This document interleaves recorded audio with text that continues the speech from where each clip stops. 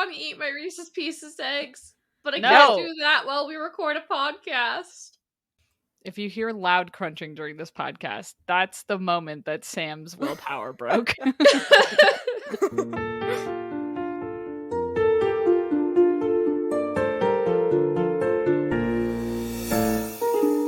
Hello, and welcome to another episode of Midlight Crisis, a real podcast hosted by three grown-up biologists revisiting books from our teens, and it's totally cool.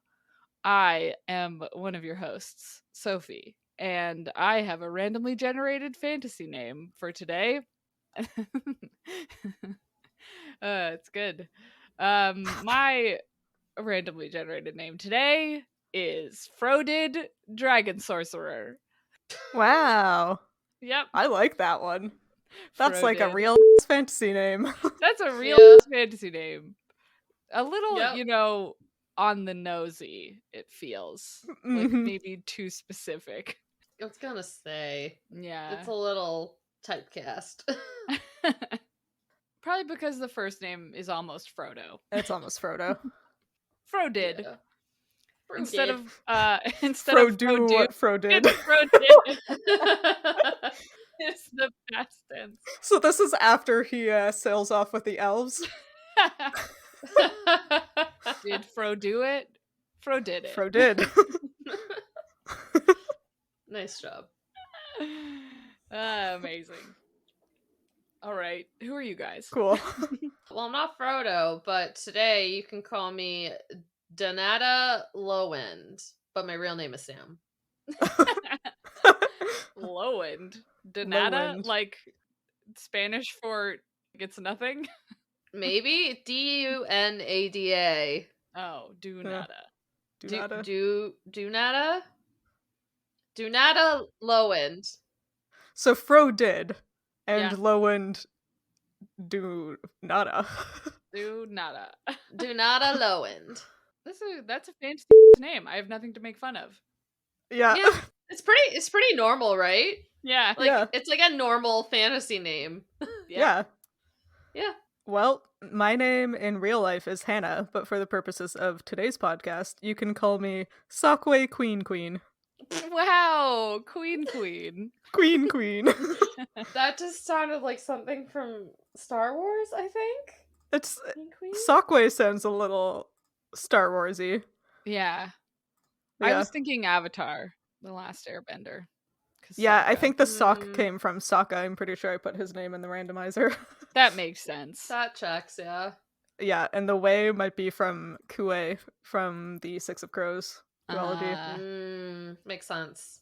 Yeah, and then Queen shows up with her dog Moon. Anyway. Uh-huh. Well, listen. Surprisingly, we read 2 more chapters of Aragon this week. I still have been keeping track of the numbers, so we are at chapter 27 and 28. And you guys could probably tell us what happens in them, I guess. I mean, Yeah, maybe. maybe. that. I wouldn't fully trust me, but here we are, trusting me. So, chapter 27 of Reading and Plots. This was a relatively short chapter, but we probably had one of my favorite openers because it opens with Brahm teaching Aragon the letter A in a very sassy way. It's just basically like, this is the letter A, learn it. So, it's pretty good. Anyways, from there, Aragon quickly learns to read, and then they carry on with their research as he's learning to read. I apparently can't read. Though we learned that gossip has spread to Tiram of horrific attacks throughout the land. And Brahm then informs Aragon they will be moving again shortly, I guess to do research. I don't really know what's going on anymore. But Aragon's really unhappy about it because he likes his routine he's established at Tiram because it's kind of normal again. But anyways, the chapter ends with him having a dream of a mysterious girl, which my money is on that she's the love interest of it all. So, What? I know. Shocking. Surely not. Surely not. But Surely hey, a not. female character. That's exciting. That's great. Well, we had our favorite herbalist, Angela, at least. Yeah. I mean, more than one female character would be a deal. My Like a Saphira. expectations in fantasy are quite low. Yeah, honestly, if there's like one woman It's like, okay, yeah. Yeah. You at least met the bare minimum. The other 13 characters are men, but like there's a woman in this one. That's Yeah. cool. Yeah. You know how when your one main female character is not even human? Yeah. Yeah. It's great, Classic. right? We are Love having that. fun. It's good stuff. Okay, in Thieves in the Castle, Aragon wakes up from his nap and Yeah. gets dressed for the heist. The three of them, so he, Brom, and Jode, sneak into the castle using the classic, ugh, my idiot child forgot something gambit, and they make their way to the records room where Jode says to, quote, look for anything that mentions Seether oil. Like, yeah, no shit, Jode. Jesus. Solumbum appears, not as a cat, but as a child, to warn Aragon that their ruse has been discovered, so they make a hasty exit with their notes. They are caught by the guards as Brom is locking the door to the room, but they pretend to be lost and the guards are like, oh, well, it's okay, this door is locked. Good thing they weren't in there. They escort them out, and the three make their way back to Jode's house with their spoils, where they narrow down the potential locations of their Razak's stronghold to the southern city of Drasleona. Aragon tells Saphira about their new plan and goes to bed. Yay. Yay. Classic Aragon chapter where he wakes up at the beginning and goes to sleep at the end. Yeah, he didn't even have like a real sleep. It was just a nap, but It was just a nap. still counts. Still counts. We talked about this last time, but you reminded me just because you mentioned specifically it when like Solomon shows up in that second chapter as a child and he's like, why did you think I was called a werecat? And I'm like, yeah, why did you think he was called a werecat? Like Aragon specifically thinks in the last chapter, like, werecats, they have the knowledge of humans and are very smart. And it's like, surely because the name is werecat in their mythology there should have been somewhere like also can turn into a human. Yes. I mean, we talked about it last time when we were all like, I don't know, does it turn into a human? Who knows? So, like... That's a good point. So one of the things that I thought was most interesting from that first chapter, which was like a fairly short one, basically just saying that Aragon learns to read and likes having a routine, but he also tries to spend time every day with Saphira, and she is like super lonely, even though their like mental range is enough that they can still talk to each other while Aragon is in his room in Jode's house. And to me, that signifies that dragons must be like a super social species, right? Yeah. Mm-hmm. She's like suffering so much being by herself for a week. So sad. Which is kind of fun. Kind of fun and very sad. It's a fun tidbit of information and a sad emotional perspective. How about that? Yeah. Yeah. Because I think it was last time where we talked about, or maybe 2 times ago anyway, where they were talking about how Aragon had to learn like dragon husbandry. Yeah. We decided sort of that was like she needs social grooming or something like that. And so, yeah, maybe that's another layer of it too, right? Like you can't just have mental connection. You have to have, hanging out in a pile. Yeah. Yeah. Physical connection. Yeah. Like a pile of white-tip reef sharks. Oh my gosh. But dragons. But dragons.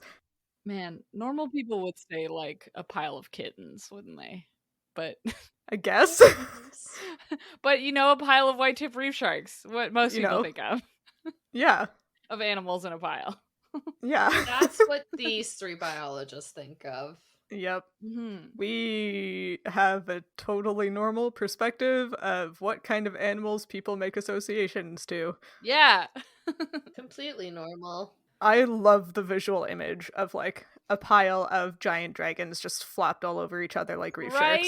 Yeah. That's so cute. Aww. It's great. I bet they like keep each other warm. Yeah. And that's why they like being in a pile. Did we determine if they're warm-blooded? Well, Saphira keeps Aragon warm when they overnighted in the spine that one time. Yeah. But whether it's because she's warm-blooded or because she's full of fire, yeah. Who's to say?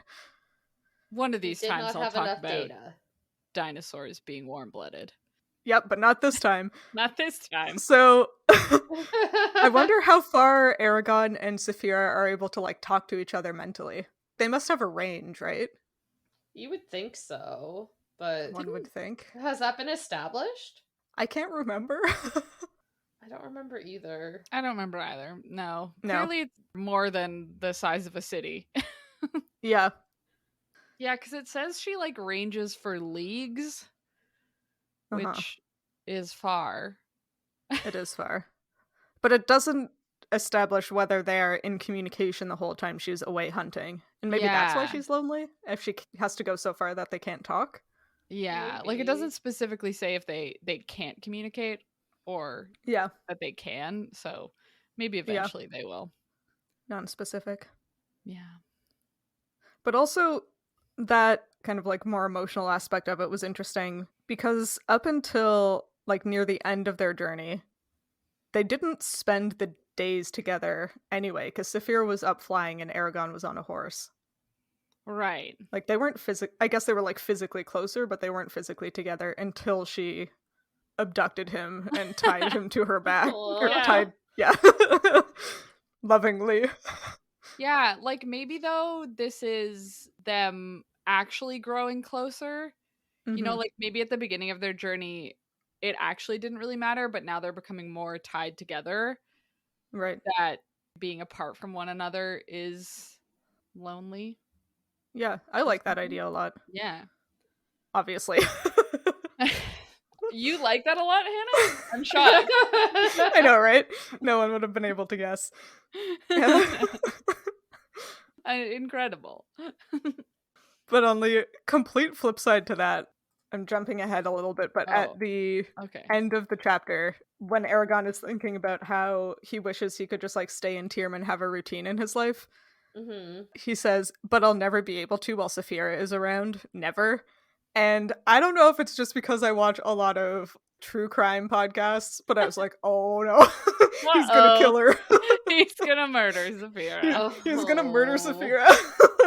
Oh no. I definitely don't know. Yeah, that's surely not what Paolini was like trying to imply, but that's what I took from it. Yeah. Was true crime like as big of a thing back then? Probably not. I have no idea.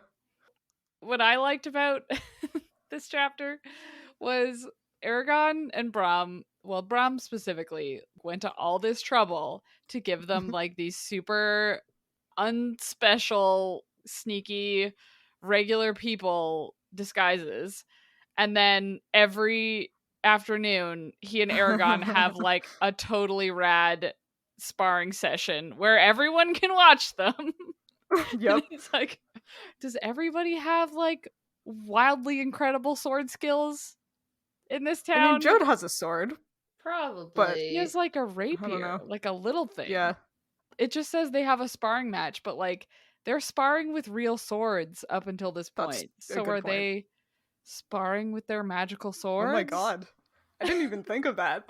Yeah, That's like, so like- conspicuous. Oh. Because they specifically say the servants, along with a small crowd of wide-eyed children, would come and watch. And I was like, Yeah. Yeah. Huh. Just like, yeah, the guy who couldn't figure out how to get into the city by himself has a radical fighting match with his nephew. Like you said, Aragon has that very conspicuous bright red sword. Yeah. You'd think word might get around. I forgot his sword was bright red. Oops. Like maybe they're using like staves, staves. Yeah. I don't know, Staves? They gotta be, right? but they gotta be. The thing that stuck out to me about that was the crowd of wide-eyed children, but they're like behind his house, and Jode has this like big fancy house, so I guess I just assumed he had like a gated yard or something. See, that That's would make a safe sense. assumption to make. Like, it seems weird that he just has Yeah. an open yard. Yeah. But like, does Yeah. Jode have a small crowd of children? Like, whose kids are these? Maybe they're Oh. the servants' kids. The servants' kids? Do the servants all Maybe. live in the house? I guess don't that's know. pretty common. Probably. I have so Yeah. many logistical questions. This is a much more confusing scene now that I'm thinking about it. See, this is the problem with reading so closely. It's like when we Oh were my in that gosh. last town and it was like, and the wagons fell out from behind the houses. It's like, excuse me? Yeah. What does that even look like? Yeah. Anyway, we don't have to think too hard about it. PSA, folks, don't read a book like this. Don't do No. it. It's not fun. Don't do it. Just like read it for what it is. Don't dissect every single line. Yeah. It's not good. The line I Ew. dissected in this chapter was in previous chapters, or the previous chapter, Brom said, "I'm going to take the next week to teach you to read, and then we're going to go on our heist." And in this chapter, at the end of the week, Aragon says, "We leave tonight or tomorrow to Saphira," and she says, "This is unexpected." Is it? Is it unexpected? Did he not tell you what the plan was? I feel like knowing Brom, no. Well, I mean, I liked Brom in these chapters. I don't know. He was funny. I mean, Okay. He's still problematic. just to be clear, at the end of the previous chapter, what Brom tells Aragon that they're going to do is only, I'm going to take the next week and teach you how to read, and then we're going to give Brand a nasty surprise. Like, it sounds like he's Right. just going to take Aragon to go murder this man. It does. And so maybe Saphira is surprised because she's like, oh, you're not murdering someone. Oh, you're Yes. just going to go read some books. Okay. You're just gonna go read some squirrels. Like, Okay, cool. This is Will you be unexpected. safe during this venture? She says. Like, they're reading, so who knows? Aragon's never read before. It could kill him. He learned how to do it real fast. Yeah, speedy. Speed reader. Yeah, I guess once you know the sounds or like what the letters mean, then you can Yeah. just sound them out to make words. I don't know. Yeah. I don't know how learning to read happens. I was assuming because they're going and looking for information on a specific subject, maybe they just made a point of Aragon being able to like copy letters and read the letters that make up the word like Seether, Oh yeah, but I don't really know. They don't go into that much detail, yeah. shockingly. Shockingly. Speaking of the heist, I have Yes. again reading too closely into how scenes are set up. Uh-huh. I just want to say, Aragon is like, oh, I'll bring my bow, but I better not bring my sword because it'll get in the way. So he brings like a fucking giant longbow into close quarters, like he's in a building, in a room, and he brings a bow that shoots up to like 200 yards. It is not good in close quarters. And then he leaves his sword behind, which is explicitly for melee combat. Yes. And then when they're leaving, Brom explicitly makes fun of Jode for not having a sword, and then doesn't say anything to Aragon. Yeah. Like, Totally it's normal. there's just a lot going on there. Because Aragon says, well, the sword will get in the way, so I'm just gonna bring this bow instead. I do just want to state that a yew longbow, which is what Aragon has, is over 6.5 feet long. Oh my god. So big. It makes no sense. Like, why would you have that? Wouldn't that be Fine. bigger than him? Do we know how Yeah. tall Aragon I is? can't imagine he's 6.5 feet tall. Is Aragon 6 feet 6 inches tall? No. Not a chance. No. Is he even 6 feet though? He's like Who knows? 15. Who knows He how can't tall he be. is? And he's probably like malnourished from living on a Yeah. farm in the mountains 10 kilometers from the closest town. These are Yeah. excellent points. I was looking up like how people carry bows, you know, Mhm. because like how do you carry Yeah. a bow that's taller than you are? And so the idea is you like, if you're going to leave it strung, you just like hook it over your shoulder, but then it like drags on the ground. And so to like put it properly, you have to like tie it to your back on like an angle, which again, not good for indoors. No. No. And Aragon specifically says that it's unstrung and like in a tube, Yeah. which means like it is the full 2 meter length. Yeah. It's just a Wow. wild time. Why would Yeah. you choose that over a sword? Right? Like, oh, the sword will get in the way. What about your 6-foot-long bow? What? Like, I understand why Aragon wouldn't want to bring the sword, because to me it seemed like he was not sure enough in his abilities to think that he'd be useful in a sword fight. I was like, okay, that makes sense. But then why do you go to the bow? It's like, just use Yeah. your finger guns. Right. Pew, I also pew. question the fact that all of them have visible weapons and none of the guards at any point are like, why do you have a 6-foot bow? Right? And Brom, Yeah. why do you have a sword?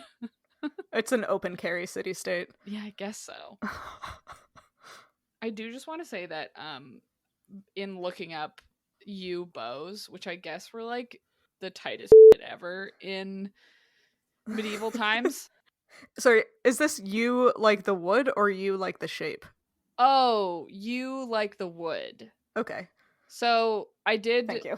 I don't specifically know if Aragon has a longbow, but at the beginning of the book, I did go back and check. It says he has a yew bow, and when I looked up yew bows, like the wood, they are like predominantly longbows. Like the yew longbow is like a thing in like medieval Europe / UK. Apparently, a yew bow with oak arrows could punch through armor like a fully armored knight at 200 God. yards. Like, yeah, that that's checks. wild. That is wild.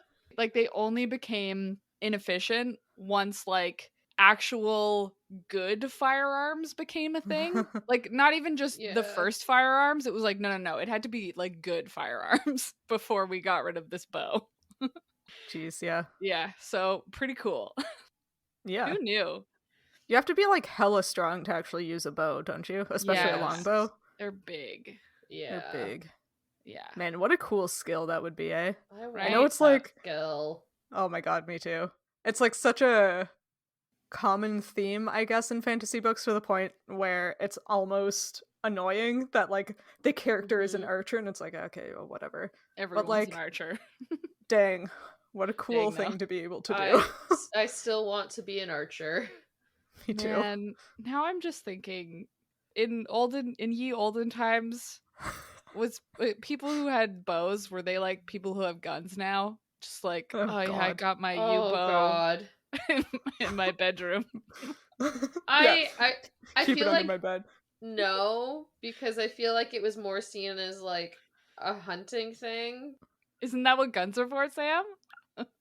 Yeah, I know. I realized as I was talking that that was gonna come up. My semi-automatic Ugh. longbow in my. I mean, I Isn't that a don't. I crossbow? don't really have an argument anymore. So I guess yes. Yeah, I don't know enough about military history or gun culture to like make an None of informed it. comment on this, but I am very entertained about the idea of bow dudes in the same way that Bow there's gun dudes. Yeah. They're just like holding up their deer with their bow, being like, "Look how cool I am!" For the ye old Tinder profile. Ye old Tinder. I was about to say a bow would probably be easier to get than a gun, but then I was like, oh wait, not in the United States. Yeah. Yeah.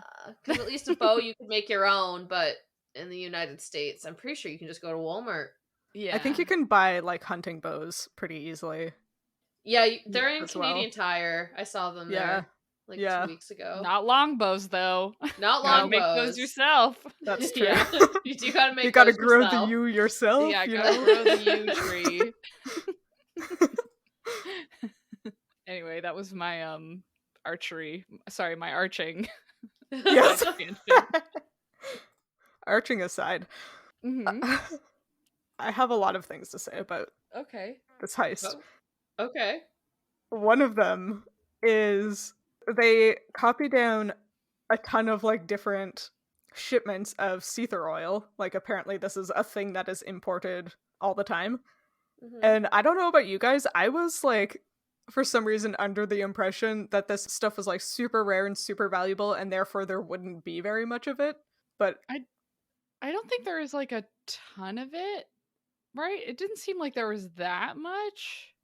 no, I guess they did get through all of the records for the past 5 years in like a reasonable span of time. Yeah, because they mentioned like 15 to 20 cities. Yeah. And it seemed like the one that had the most was like 3 shipments in a year. Hmm. So that's not a ton, That's true. right? Yeah, I guess for some reason I was expecting them to come into it and have to look for like the record of Seether oil coming in. Yeah. Fair, Mm. yes. But this way is certainly more interesting than what I thought was going to happen. Yeah. I did forget that they had mentioned that it's like a version of it is used Yeah, by jewelers. me too. So when they're like, ah, yes, jewelers in these towns, it's like, oh, sure. Oh yeah. Sure, of Forgot that this course. was like a legit thing. The non-deadly version, I guess, is good for Yeah. jewelers. I forget what the difference is already, but why do they call it the same thing? Yeah. Isn't one like processed and one is unprocessed or something? I don't know. I don't know Yeah. why I said that. I have no idea if that's true. I know But- that sounds right. Some sort of thing. I don't want to go back and look it up. Anyway, I also was under the impression from a previous conversation that it was gonna take them more than a couple of hours to get through all of the Yeah. records, but I guess not. I mean, it really should have. It should have. Also, do you have any idea how long it actually took? Because it seems like they It were seemed there like forever. minutes.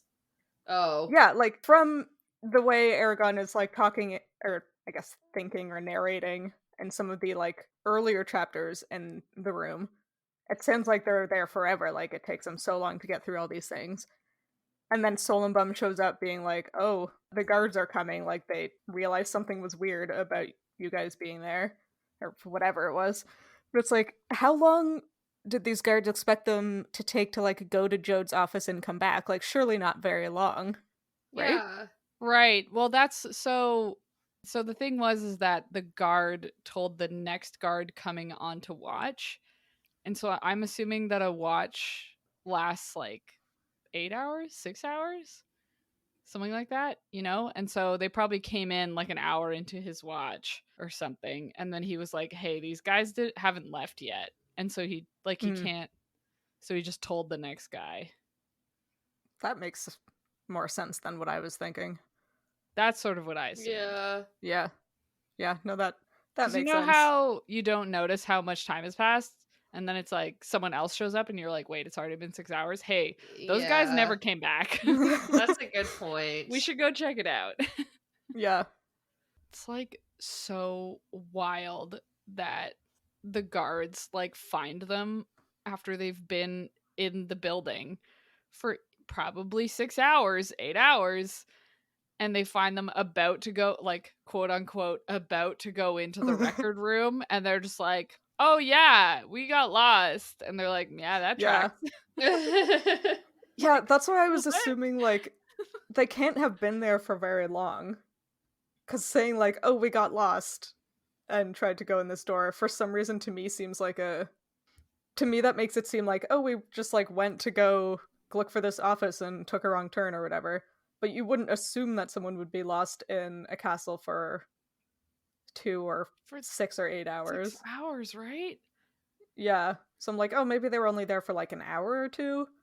But then they copied down all of these records. They went through apparently every single shipping scroll from the last 5 years, which should take a while. They don't have like a control F function. Like they need to actually look at it all. And it does say that, like, oh, the room was quiet except for the occasional watchman. So, like, people, like, stuff is happening. Like, people are walking by. Like, it's a while. Yeah, it's very interesting. I don't know, I had a difficult time trying to parse exactly how long this took. Weird that we read too deeply into the scene and then it stopped making sense. Imagine. Not really related. Did you guys notice the very important thing when Solembum arrives? I noticed several things about Solembum. Which one are you talking about? He's wearing holly in his hair. Okay, so, yes. Oh, yes. So it must be Vampire Thanksgiving. Yes. Oh my god. Oh my god, I was like doing research about Holly and I'm like, yeah, there's something to do with Holly and vampires. And I was reading about it and then I was like, wait. Hold Wait on. a second. Nope. It's our thing. We made that up. That's our lore. That's our lore. I did try to read a little bit about that though, because it seems like a very particular detail to put in there that a sprig of Yeah. holly was woven into his shaggy black hair. So I was like, oh, what's that about?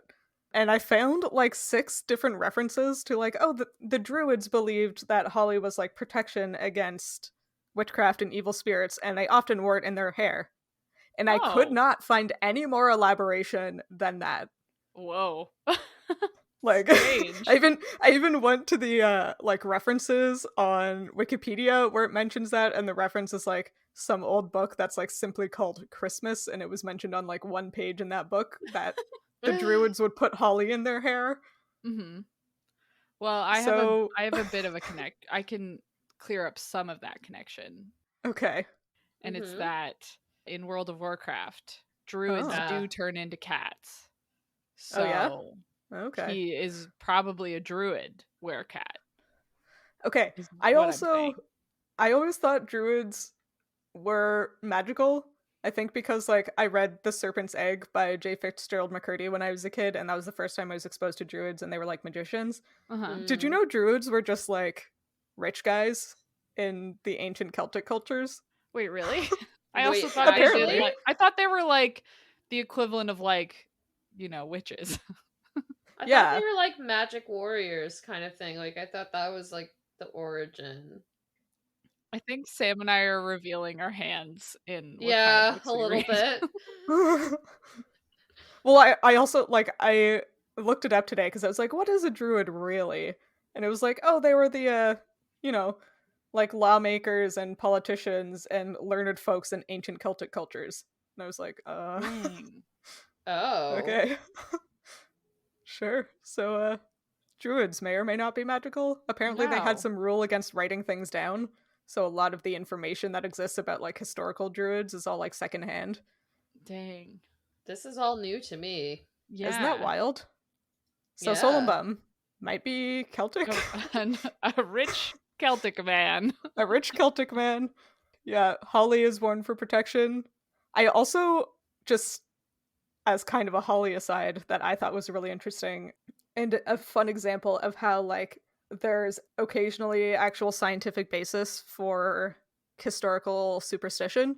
Ooh. Because it was like a common Roman superstition that holly could prevent you from being struck by lightning, and they would always like plant a holly tree near a house to keep it safe from being struck by lightning. And it turns out that like the shape and structure of holly leaves make it so that if a holly bush is struck by lightning, the leaves like dissipate the electrical energy so that it doesn't harm the plant. Whoa. Or that's something. So cool. Which is super cool, and I should read more about it. Yeah. But apparently, holly leaves are like miniature lightning rods. So holly is actually good at keeping you from getting struck by lightning. Who would have guessed? That's fun. It's super cool. Never would have known that. Man, plants though. Yeah. Plants though, right? And that's why we keep it around at Christmas. Yep. To protect us against lightning. Against lightning.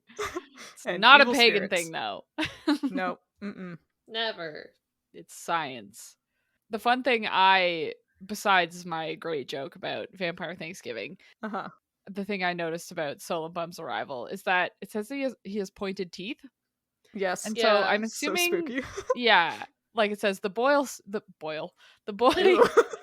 smiled slightly, revealing pointed teeth. And I was like, okay, so I'm assuming you mean not like human canines pointed teeth, but like pointy. Yeah. And since he's a werecat, I was like, I guess it means he still has cat teeth. Because like if you've never seen cat teeth, they're like pretty wild. Like they have obviously the 2 canines, and then their molars are essentially like shears. Like there's a reason cats, unlike dogs, like dogs can sometimes eat not meat and not immediately starve to death. But cats are like obligate carnivores, so that means they have to eat meat, and it's partially like you can see it in their teeth. It's just shears for like slicing through meat.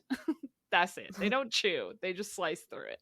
Oh my god. And now I'm imagining like a human with those teeth, and it's terrifying. It's really creepy. That is pretty spooky, yeah. I don't even want to imagine that. Ugh. Yeah, because like if we're going off of Solembum having the form of a lynx, lynx have like, they have the front canines, the top, but then they have the bottom canines as well that go up inside the front canines. So they're just like this horrifying, like, God. yeah, like double Oh, fangs. yeah, No, a human should not have. yeah. So I'm imagining That's so that, spooky. and it's terrifying. I mean, I it's hate also kind of vampire-y. Yeah. Kind of vampire-y. Kind of vampire-y. That's probably why the holly's there, for this lore that we've made up. Yep. Exactly. I do feel very vindicated with Solembum appearing as a child. Yeah. Because last time I was like, I felt super adamant that Solembum has big paws. That means he's a baby. Oh yeah. He's a baby. He has He's to just grow a little into guy. those paws. Yeah, Aw. which makes me wonder how old he is, because I mean, I guess Saphira is like very wise and mysterious also, and she's like 3 months old or whatever. Yeah, but he would be like the opposite, right? He's like 1,000 years old but still a child. Yeah, Yeah. like Grogu. Sure. That's all. Is that the one we have in our house? Yes. It's a Baby Yoda, yeah. Okay, Baby Yoda. Baby Yoda. I have a question about some of the stuff they learn. Yes. Have we been introduced who the Varden are yet? Not. I don't think we have. No, I was No. very confused. I was like, what is all of this? There was so much fantasy info drop, and I was like, either I have a horrible memory, which is also true, or I just don't know any of this. They're like the Resistance, right? Yeah, basically. Okay, they're the Resistance. Yeah. More or less. Yeah, so they like pull out a map to cross-reference their Seether oil shipments with like places the Razak might be. And then Paulini like takes Aragon looking at this map as an opportunity to kind of further describe the geography of Allegasia. One of those. It's like, it's good. It describes like all the important stuff. I was like, there's just one like he builds, this language is off of Old Norse and something, right? And then I don't remember what the other one is. But then the forest, like the big forest, is called Du Welden Varden, which is German. like Welden is Walden, or Wald is forest in German, which I only know because I know that like the Black Forest is called Schwarzwald, or however you pronounce that in German. And it's just like, it like stands out to me. Probably not to many people, but I'm just like, that's a very German name. I think it's based on the ancient language rather than the language that they're speaking now. Oh. I think. Isn't the ancient language based on Old Norse? And probably? Yes. Sorry, I was approaching that from a different direction. Now I understand what you're saying. Okay, yeah. Yes. No, it's fine. Like, because like if you're going off the Germanic translation, then it's the Varden forest, right? And the Vardens are I'm assuming it means warden. Yeah, probably. The Resistance. Yeah. So it's just, I don't know, it's just funny, especially to have the Du Welden Varden. Like, nothing else is called anything like that here. Yeah. It certainly has a different vibe. Hashtag vibe. Yeah. Hashtag vibe. The thing I noticed, because I like to go through and like listen to the pronunciation guide before we do an episode, and an attempt to at least get some of the names correct. Sure. Doesn't always work. But one of the places that Aragon mentions being on this map is a mountain range that is 10 times the height of the Spine, which he doesn't believe, which is kind of cute. But it is called the Beor Mountains, which is fine, except it's spelled B-E-O-R. Beor. But we also have J-E-O-D, which is pronounced Jode. Like, I feel like it should either be Geode and Beor, or Jode and Bor. Yeah. But having them both in the same chapter, having different, like, pronunciation, Pronunciations. Yep. it So threw me off a fun. bit.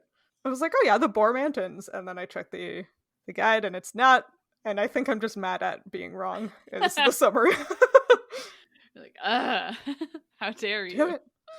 Yeah. What are some other important places that come up? The Hatterack Desert, massive desert in the middle of the continent.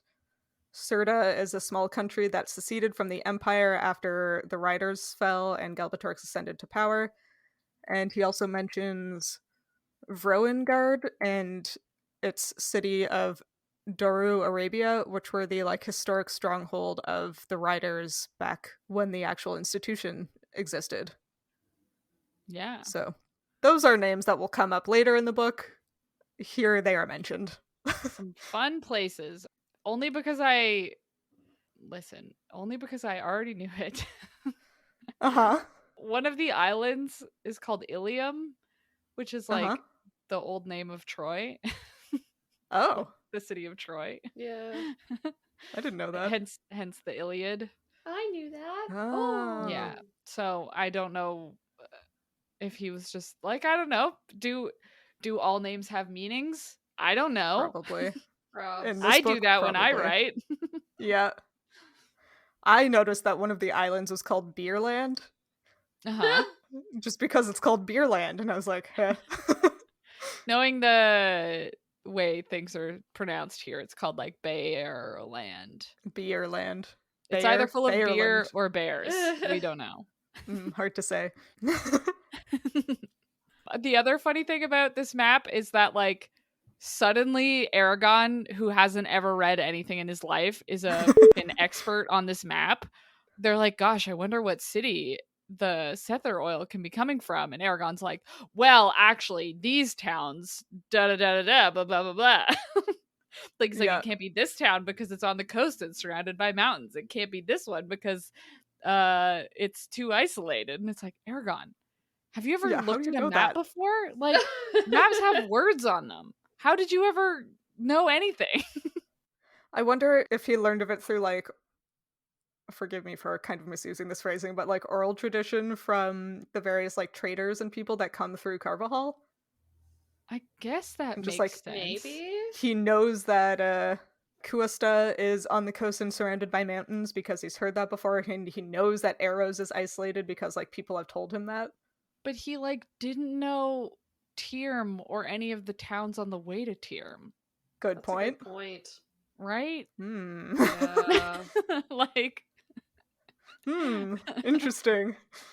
like, those were ones that were closer to Carvajal. Like, maybe, I guess it's sort of like, I probably don't know a bunch of the towns around St. John's where I currently live, but I have heard of, like, Los Angeles and stuff like that. True. Yeah. I guess. Yeah. Yeah, could be something like that. More like that. Like, everyone's like, let me tell you more about Vroengard. But who Yeah. cares about Dorat? What was it? What was the town they were at? What? Tirm? They're at Tirm. No, Dura Arabia is on Vroengard. No, the one they stopped at with the wagons. Oh. Yeah. Oh. They were on... It It was when they were on the river. Darrett? Darrett. Darrett. Yeah. Yeah. Sorry, That's that was the a one. way too long difficulty Yeah. to make the joke I was making. But anyway, you get it. Yeah. Tell me more about Drasleona and not Darrett. Anyway. Yes. I like that they decide that Drasleona is, like, the most likely place for the Razak to be based on its geographical location and the disproportionate amount of Seether oil it seems to receive. And then Joda's like, I thought of something else in Drasleona that the Razak might like. And it's some place called Hellgrind. Oh like, my yeah. god, that one, yes. Uh-huh. That does sound like something the bad guys would be near. That does seem like it. It's like, yeah. We know the Razak are, like, these evil monster creatures, and they go to a place called Hellgrind. Yeah, that tracks. That sounds correct. I bet Hellgrind is full of flowers. Yeah. Yeah. Tiny little duckies. And fields of grass. Yeah, it's a lovely place. It's a very lovely place. Definitely not going to be like a cavern into the center of the earth or like a mountain smell made like of obsidian sulfur. or something stupid like that. Yeah, definitely not. Definitely No. not. Oh my god, I bet it smells like sulfur. I bet it's a 100%. volcano. Of course it's Probably. gonna smell like sulfur. Yeah. Also, like, Leona means lion, so whatever Drass mean, it probably means like evil or dark or and that's how you know the Razak are there. Yes. Mhm. To drag or pull. It's a verb. Drag these lions. Anyway. Drag lion. Dragon. Hey! If you mash them together, you get dragon. Wow. Anyway, what are the chances of that? Imagine having a book where an important place sounds very similar to dragon. Like, that's weird. Wow. Imagine dragons. Imagine dragons. Someday that joke is going to stop being funny, but not today. Not today. Never today. I like that, like, they say this very, sorry, to get back to what you were saying. Oh, like, yes. Hellgrind, aka the Dark Gates, are there, and it's just like, I like how Eragon's like, I'm too tired to even ask what that is. It's like, really? It's like They called them Hellgrind and the Dark Gates. Are you sure you don't want to ask?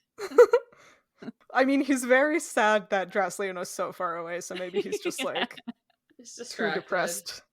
I'm sure it's totally healthy to bring into his relationship with his dragon that he's resentful of her limiting him from being able to just live a normal life.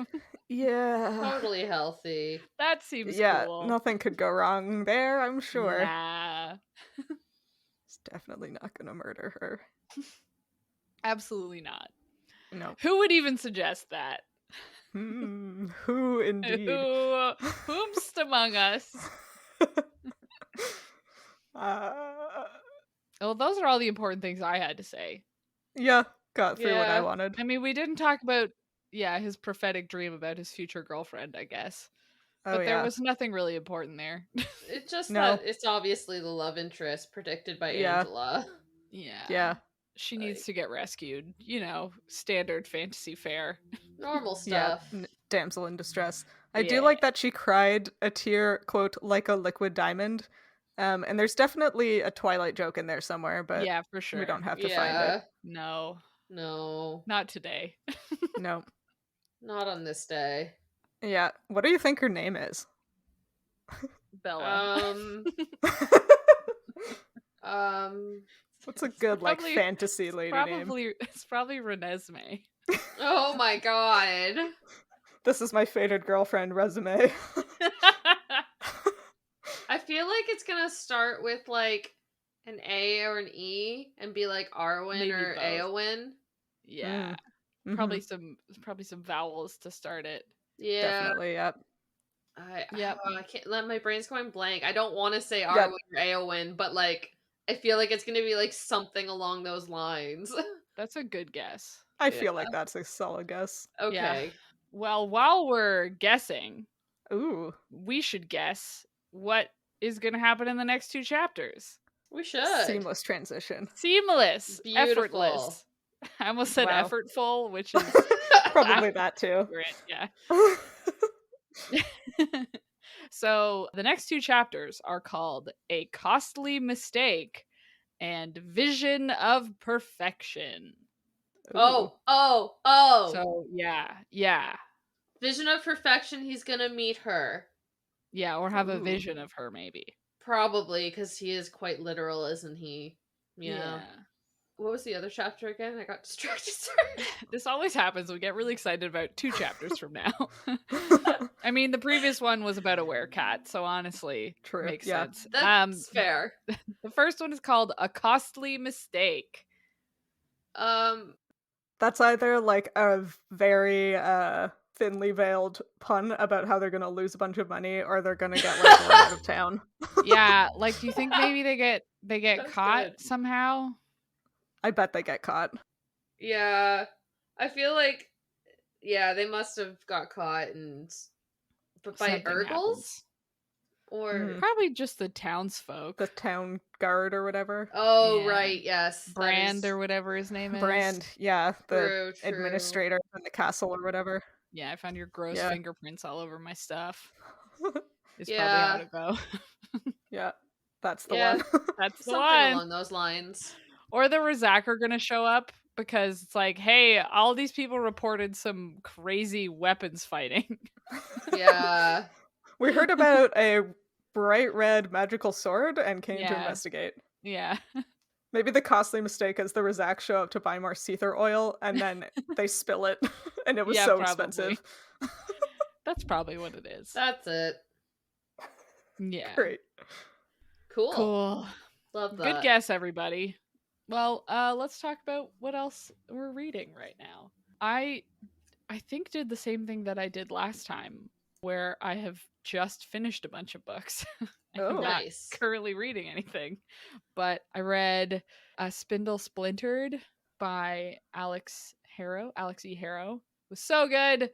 I loved it. It was an audiobook and it was so short. It was amazing. Nice. And then I also read the second of the Hell's Library series, so the Archive of the Forgotten. Also really good. Right. So yeah, that's what I did. What about you guys? Yeah, so I don't quite remember what I brought up at the last episode, but I'm pretty sure I brought up Crescent City 2, and I'm still reading that, so whatever. But I did finish a rom-com called The Roughest Draft, which was just kind of meh, nothing groundbreaking. It was fine. But then I'm currently reading another rom-com called One to Watch, which is pretty good so far, about halfway through, so we'll see what happens. And then I'm listening to an audiobook called The Women's History of the Modern World. And it has longer title, but I forgot to click it to make it bigger, and I don't remember what it is, and I can't read it because it's too small and I'm old. It's by Rosalind Miles.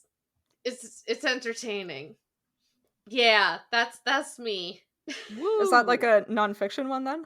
Yeah, it's basically just like going about it. So far, I'm on part 5 of 12, so I'm like not quite halfway through, and it's like just going through like influential women throughout history who like basically rebelled and revolutionized feminism. And one of the things I laughed at the most in the book was apparently the reason men, like our society became so patriarchal was because men were scared that they would lose the skills that women provided because like they couldn't do it, like sewing and cooking or like stuff like that. So like yeah, basically the way the book put it was like men didn't think they could do these things, like they couldn't do them, like women had to do them. So they were like, yeah, we need to like make sure that we can control women, no problem, da da da. And that's kind of how our patriarchal society was born, because men couldn't cook. Wow, I what hate a that. good time.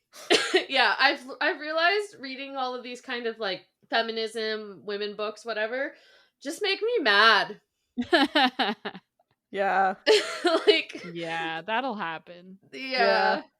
Not like I'm learning stuff, but they just make me mad. So Cool. yeah. Anyways, Hannah, are you reading anything more uplifting? Kind of. I finished 2 books that I mentioned last week, or last pod. I finished listening to The Starless Sea by Erin Morgenstern. Overall, I don't know if I like it. It was like nice to listen to, but I have no idea what happened. Yeah. At all. That's how I feel about The Roughest Draft. Yeah. So I'm glad to be done with that one, but it does seem like something that would be really nice to have on as like background noise if you don't care to follow the story, because it is written very beautifully and the narrators do a really good job. Nice. Okay. So if you're into Erin Morgenstern's style, you'll probably like it, but I don't know, it was kind of a lot. And then I, over the course of like a day and a half, read Winter's Orbit by Everina Maxwell, which was our Midlight Book Club book for March. and I liked it so much. Wow. Big I was fan. gonna say, that's fast. Yeah, that's real Yeah. fast. Yeah, it was so good. It's like, listen, it's got everything. It's like a slow burn sci-fi political murder mystery. Oh, hell yes. Damn. Yeah, got a cute little romance, fun, like sci-fi gender presentation stuff, all sorts of good things. I thoroughly enjoyed it, and I'm looking forward to reading it again. And then now that I've done that, my mission, I guess, for the rest of the month is to read books 2 to 4 in the Wayfarer series by Becky Chambers. So I'm halfway through book 2, which is A Closed and Common Orbit, and it's good so far. I liked the first one better, and I keep thinking, even though that has nothing to do with it, that I wish this book was about the Andrisks, because I think they're the most interesting species in Yeah. that series. So hopefully there's an Are- Andrisk book Are those the somewhere in lizard this. ones? Yeah. Okay. The bird It's been a lizards, while yeah. since I've read it, so I forgot. Yeah. I cannot wait to hear your take on the next 2 books, because I also really liked the first one. Felt about the second one, and then stopped reading the third one. Okay. So Yeah, I only read the second one. I have not even picked up the third one. I did really like the ending of the second one, though. But Yeah, Okay. it was ending was it was good. a difficulty to get there.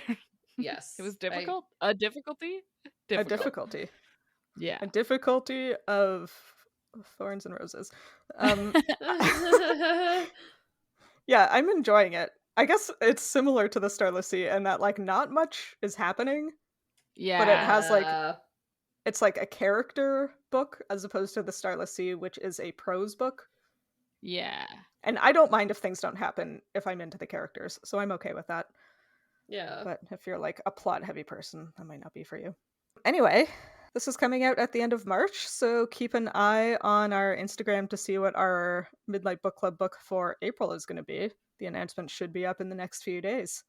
Ooh. And it's going to be a good one, I think. I say that Yeah. every time. We're mostly right. Yeah.